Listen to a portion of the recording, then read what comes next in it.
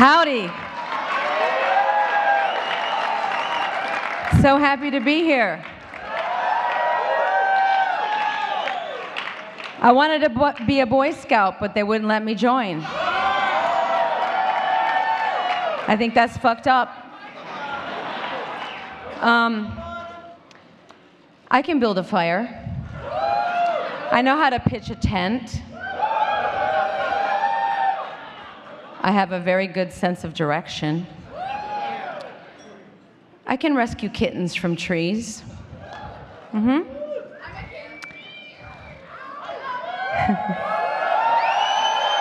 Listen, I want to do good for the community.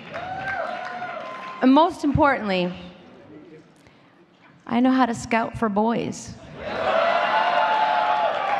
So I think that I should be allowed to be a Boy Scout. And I think they should change their stupid rules. Don't you? Yeah? You guys don't sound excited enough. Don't you think they should change their rules? Okay, good. All right, so you may sit down. Please relax. I have a few axes to grind. I'm not going to talk till you're all sitting. I want you nice and cozy in your seats. I brought a book in case you take too long and I need to read.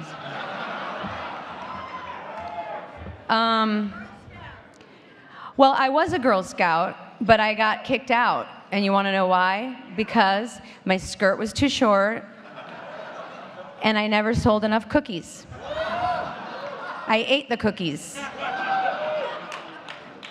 Those peanut butter patties are good. Anyway, we already talked about that. Let's get serious for a moment. You just watched a clip from my recent tour that I went on this. Maybe you saw it live. Maybe a few of you here saw it live. I thought it was pertinent to show tonight because for me it illustrates that things like bigotry, homophobia, hate crimes, bullying, and any form of discrimination always seems to be a manifestation of fear of the unknown, right? Most people are not comfortable with things or people that they perceive as different from themselves. And I would wager that if we just took the time to get to know one another, did our own investigation, looked beneath the surface of things, that we would find that we are not so different after all. We are also under the illusion that with the wonder of technologies at our fingertips, that the world is coming closer together, that people are becoming more familiar with one another, that the distance between one human and another is being diminished. Now, on the one hand, that is true. But on the other hand, it is not true. I believe the opposite is taking place. Because a picture doesn't tell 1,000 stories. A picture tells a version of 1,000 stories. And this supposed intimacy that we think we are gaining is false. It is unearned. It is a trick. I created this video piece in my show because I wanted to bring awareness and attention to the fact that we don't really take the time to get to know one another, and we need to.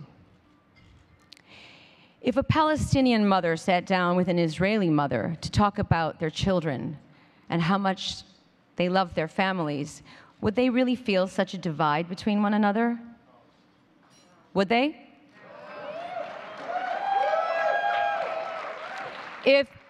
If President Putin sat in a room with Pussy Riot,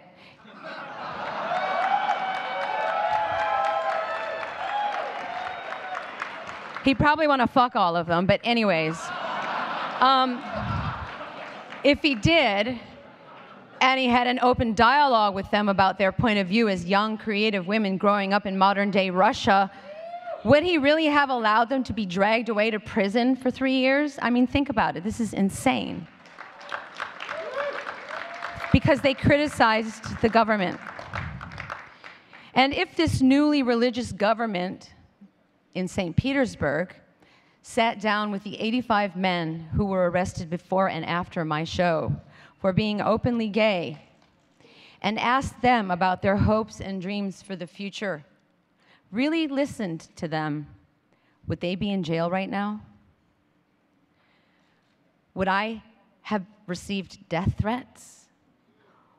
Would I be fighting a lawsuit for $1 million for openly supporting the gay community in Russia?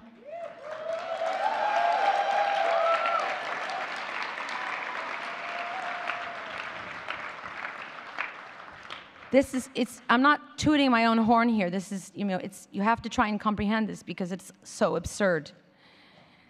All in the name of God. What did Jesus teach? It's in all the holy books. Love thy neighbor as thyself.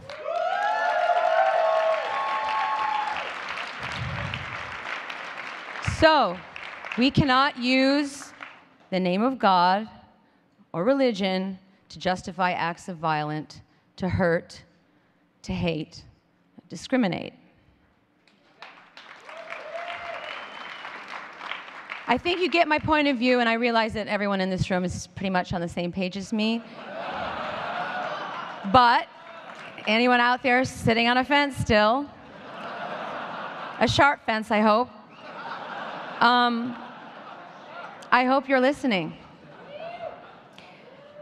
When I think about young kids today in America who are being bullied and tortured, who are taking their own lives because they feel alone and judged, outcasts and misunderstood, I want to sit down and cry a river of tears.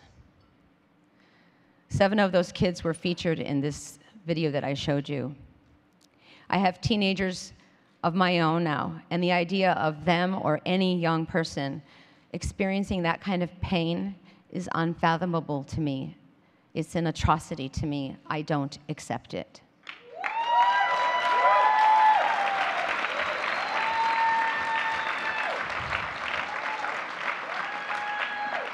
And it's no different than a white supremacist hanging a black man from a tree before the civil rights movement, okay? No different. It's no different than a member of the Taliban shooting a young girl in the head for writing a blog about the importance of female education. It's no crazier than an Iranian gay man being hanged for falling in love with a man. I don't know about you, but I can't take this shit anymore. Okay? And that is why I want to start a revolution. Are you with me? It's 2013, people. We live in America, land of the free and home of the brave. That's a question, not a statement. But I do love that word, brave. I don't fling it around very often. I don't know a lot of brave people. In the song you just heard, I sing the line, "It's so hard to find someone to admire." And that is the reason I am here, to give an award to someone I admire.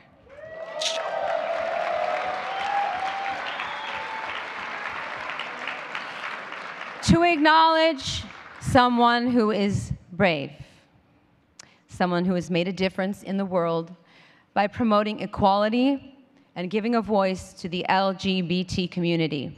I am here to honor you, Anderson Cooper.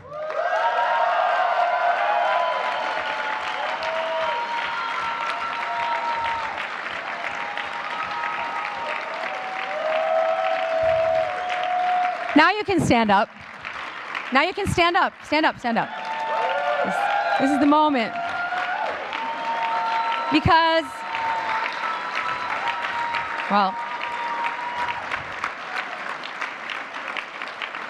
because Anderson, wait. move over a little bit because I need to look at his beautiful blue eyes. Say hi.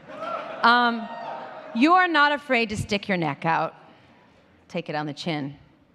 You stand up for the rights of others, and you say, this is who I am, like it or not, love me or leave me, but I'm never gonna stop. Now, sorry to quote another one of my songs, but you do like my music, right? Yeah, I thought so. I did see you in the front row at Yankee Stadium, and the Stade de France, and Madison Square Garden. No, we don't have to talk about that right now. Okay, Anderson, you're intelligent. You're gorgeous. You look great in a suit. Shh, don't talk. This is the blowing smoke up the ass part. I wrote this, though. Nobody wrote my copy, okay? No one can write my copy. Okay.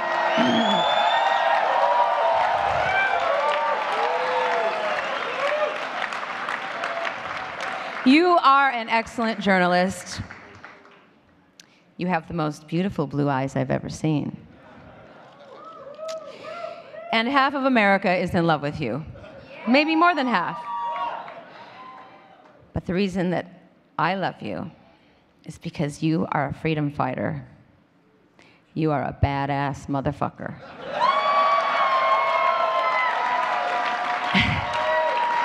And